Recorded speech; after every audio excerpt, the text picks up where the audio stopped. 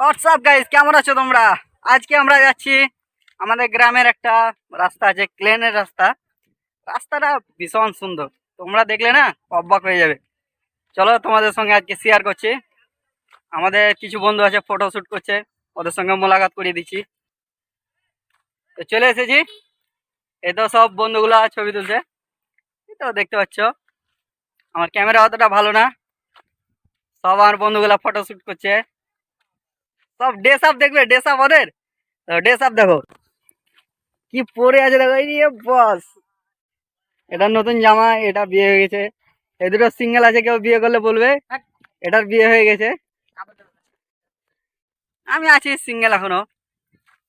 দেখো সিনটা দেখো, আমাদের গ্রামের রাস্তা।